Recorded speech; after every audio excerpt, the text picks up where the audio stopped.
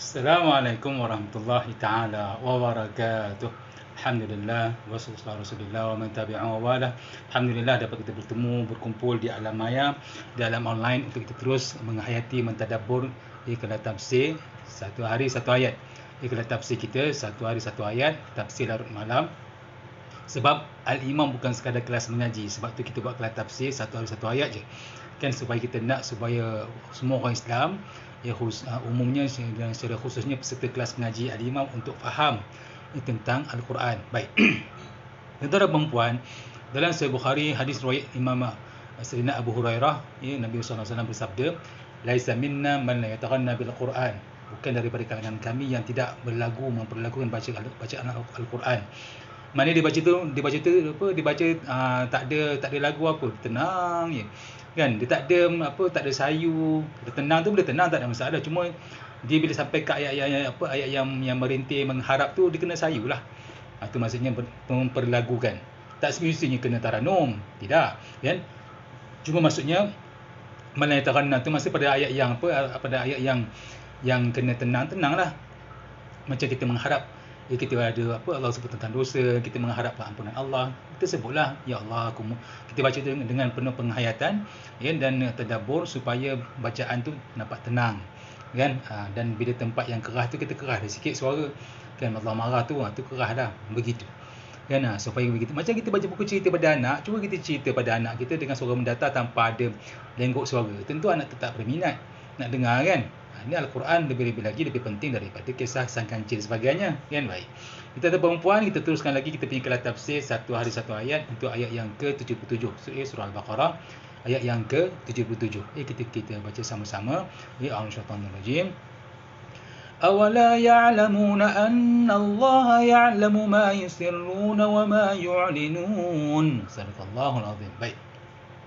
Maksudnya awala ya'lamun, adakah mereka orang Yahudi tidak mengetahui? Adakah mereka orang Yahudi tidak mengetahui annallaha ya'lamu, sesungguhnya Allah tu mengetahui ma yusirrun, apa yang mereka rahsiakan, wa ma yu'linun, dan apa yang mereka zahirkan, ya. Orang Yahudi ni dia pelik tau. Dia terlalu pelik. Kenapa? Sebab dia dah hidup dengan puluhan ribu para nabi. Orang Yahudi diorang hidup dengan puluhan ribu para nabi. Ya, disebut Nabi tu bilangannya lebih daripada 100,000 Nabi dan Rasul, ya, Nabi punya bilangan lebih daripada 100,000, para Rasul 300 lebih, kan? Baik. Jadinya kalau orang yang sepatutnya dah hidup dengan para Nabi yang ribu ni, dia tahu Nabi ni bila kita buat perangai, Allah akan turunkan wahyu kepada dia, Allah akan bagi tahu kepada Nabi bahawa kita buat sekian. Sungguh Nabi tak tahu benda gaib, tapi Nabi tahu. Bermaksud kalau Nabi tahu, Allah yang tahu. Allah yang bagi tahu, masih Allah tahu dah. Kan? Ya, orang Yahudi dia tahu yang Nabi dah beritahu pada dia yang bahawa Allah Maha mengetahui dan dia orang pun tahu. Ya, tapi yang peliknya dia masalah ni macam kata apa? Ya, maaf, bodoh tak boleh nak ajar.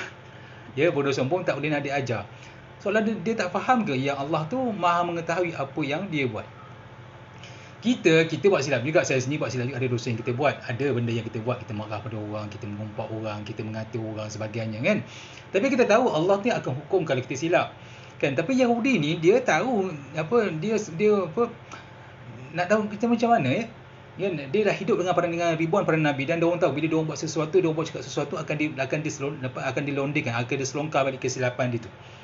Maknanya dia faham bahawa setiap kesilapan ni kalau dibuat, pengkhianatan yang dibuat kepada Nabi dan orang Islam akan dipecahkan rahsia tu, kan? Tapi sebabkan mungkin sombong, mungkin sebagainya, hati dah gelap, kan? Seolah-olah cara tindakan itu ibaratnya macam dia tak pernah tahu bahawa Nabi boleh tahu daripada Allah, ya, Allah yang beri ilmu. Ya, baik. Tuan-tuan dan puan-puan, apa lagi maksud di sini? Maksud di sini adalah orang Yahudi dia menafikan bahawa Nabi SAW adalah Nabi di akhir zaman. Dia cerita sesama dia, inilah Muhammad yang dijanjikan untuk akhir zaman, inilah Muhammad yang disebut dalam Taurat, inilah Muhammad yang sepatutnya kita beriman dengan dia, kita berjuang bersama dia, kan? Sesama dia sebut, dia tahu, dia mengakui, tapi bila berdepan dengan Nabi, bila berdepan dengan sahabat-sahabat Nabi SAW, seolahnya benda itu tak berlaku, seolah benda itu macam macam masuk telinga kanan keluar telinga kiri, bahkan tak masuk pun. Kan? Pelik tak pelik macam mana Nabi ni kan, dah diutuskan, dah disebut dalam Taurat, dan Nabi memperjuangkan kitab Taurat itu sendiri, kan, apa yang dalam Taurat yang betul Nabi perjuangkan, kan, kebenaran ataupun kesinambungan lidah para nabi yang terdahulu, orang Yahudi tahu. Tapi bila depan Nabi dia kata tak, kan, dia tahu yang Nabi tu tahu yang dia ni tahu, kan. Orang Yahudi ni dia tahu yang Nabi tu tahu bahawa dia orang ni Yahudi ni tahu, tapi dia tetap juga muka tak malu, muka tebal. Itu bahaya. Baik, sebenarnya tuan-tuan dan puan-puan, hari ni ada benda yang sikap kita lebih kurang sama je macam Yahudi.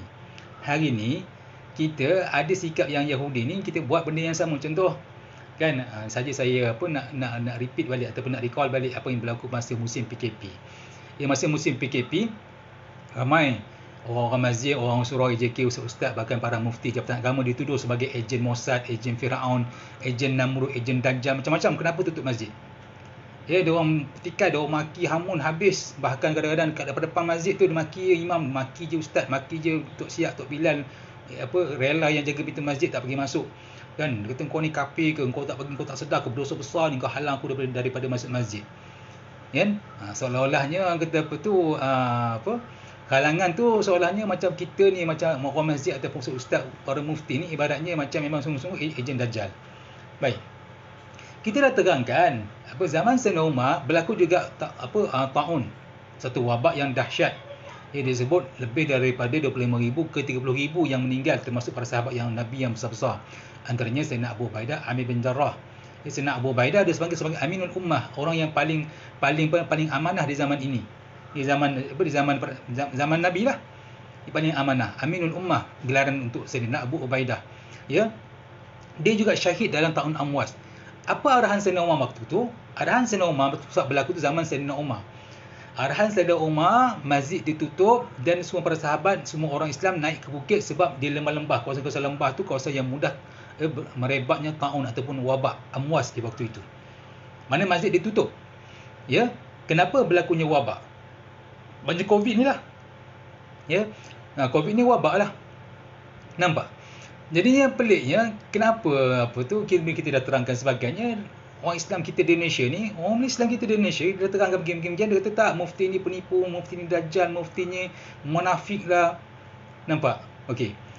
Dan saya rasa masa tu kalau sampai ke hari ni lah, kalau tengok dalam website Kementerian Kesihatan, kalau tengok dalam website mufti, Jabatan Mufti, ada je suara-suara yang mengutuk, mengecam, memaki, mencaci para mufti, mencaci anggota Kementerian Kesihatan sebagainya, seolah-olah mereka ni masih lagi menjadi lidah kafir, dajjal, Namrud, Taurut, macam-macam lah.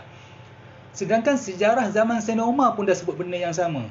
Kalau ada wabak di sesuatu tempat, jangan pergi, dan siapa yang ada di situ jangan keluar. Fil minal majzum firaruka minal asad, kata Nabi SAW. Nabi kata, kalau kau nampak orang yang kena kusta, kan, kita kena jauhkan diri, kena larikan diri. Firaruka minal asad, macam mana kita nampak singa, jauhkan diri. Itu kusta yang kita nampak, penyakit kusta kulit tu yang kita nampak, kena lari, kena jauhkan diri. Ini COVID yang kita tak nampak, kenapa kita nak mendekat? Kan cerdik nama dia. Orang yang cerdik nampak bahaya, dia kan larikan diri. Dan contohlah kita kalau kita dekat sungai, air tu tenang. Orang pesan air tenang, jangan disangka tak ada buaya. Orang yang cerdik dia nak pergi tak ke sungai tu walaupun tak nampak buaya tu. Orang cerdik dia takkan pergi, tapi yang tak cerdik yang dia pergi tu, bila dia kena makan dia marah pula buaya tu. Kan? So pelik, macam Yahudi tadi, kita pelik. Kau ni dah hidup dengan Yahudi dah hidup dengan Nabi, ribuan para Nabi. Tapi bila bertindak tu seolahnya macam Nabi tu tak kerti apa-apa. Kan? Macam hari ni lah, kan, saya sendiri sebagai dalam mengajak al-imam sebagainya, kita terangkan pun kena kecam juga. Kan, semayang jarak-jarak Nabi tak pernah buat. Macam hari ni juga, ada pernah tak Nabi semayang atas kapal terbang? Mana ada. Tapi kita buat juga. Nampak? Kan? Jadinya ramai orang hari ni yang dia bercakap yang dia tak tahu pun apa yang dia cakap, ataupun dia bercakap dia tahu dia tak tahu, tapi dia fikir orang lain tak tahu apa yang dia ni tak tahu. Ramai orang hari ni yang dia tak tahu, tapi dia fikir orang lain tak tahu yang dia ni tak tahu. Dia fikir seolahnya orang lain tak boleh nak detect kesilapan dia, kelemahan dia ataupun kekurangan dia, kejahilan dia.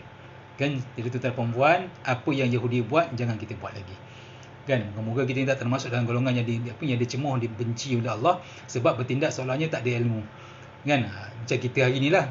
Saya yakin kalaulah tiba-tiba contoh Ustaz Zaidrus dia offer, dia kata siapa nak pergi umrah saya akan bawa.